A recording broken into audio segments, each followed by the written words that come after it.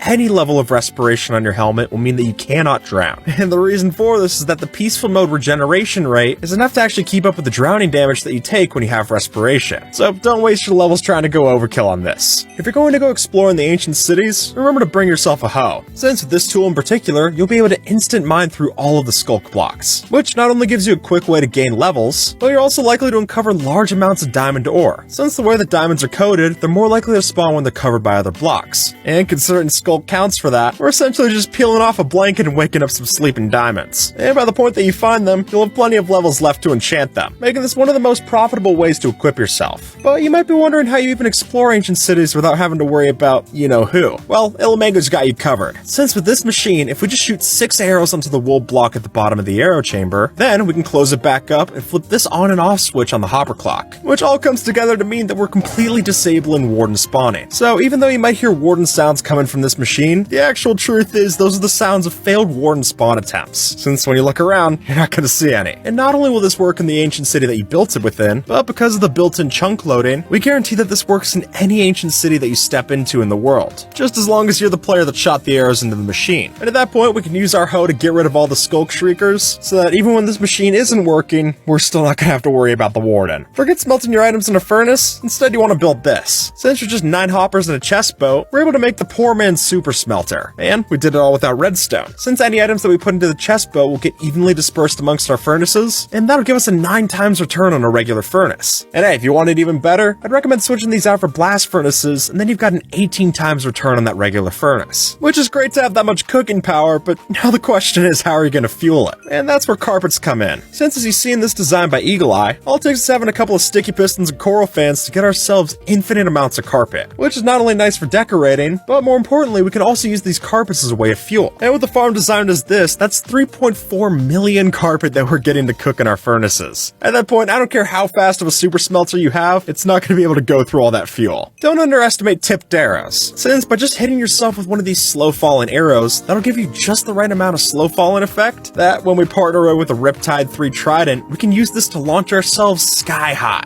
And the reason we use an arrow instead of a potion is so that when we reach the top of our ascent, we aren't still going to have the slow falling effect, because using slow falling with an elytra is just sad. And especially with how easy it is to get tipped arrows in Bedrock Edition, I think there's more than enough of a reason to try this out in your world. Forget using obsidian for your blast chambers, because ever since 1.19, waterlogged leaves can work just as well. For one, it's going to take a lot less time to mine all the blocks necessary to do this, and then when you get all those blocks, it's not even going to be a cut to your function. They'll work just as well for your concrete converter. And at that point, unless you need obsidian for another portal or enchantment table, I really don't think it's worth grabbing when you got this. TNT duplication machines are great, but getting slime blocks and coral early on is a real tough business. So instead, we can take after this user's design and make an easy early game cobble farm. Since by supplementing our build with a lot more observers, we're able to glitch out the TNT just the same and essentially duplicate it for all our uses. And then with enough cobblestone generators packed into the inside of the blast chamber, this is a fully automatic way to get loads of cobblestone, which will be handy because as soon as you do get a silk touch pick, you're really not going to get a lot more cobblestone from that point. So better to stock up while you can. If you're mining blocks like this, you gotta stop. Since the truth of the matter is that in Bedrock Edition, if you stand back at max reach distance and mine, you'll actually be mining faster than you do when you're right up close. So if you're going branch mining in Minecraft, you'll just want to take a couple steps back, at least until this bug gets patched. But with how long it's been on the bug tracker, I don't imagine that's going to be soon. Here's how to make your spyglass even better. Since the way that the spyglass works, it actually modifies your existing FOV. So while we could use our regular FOV and have it zoom in this much, if we lower that FOV to the bottom at 30, then you'll notice when we use the spyglass, it zooms in even closer. And then if you've got an additional zoom mod on top of that, you can really use this trick to get up close and personal, and then immediately switch off the lower FOV, because playing the rest of the game this way is miserable.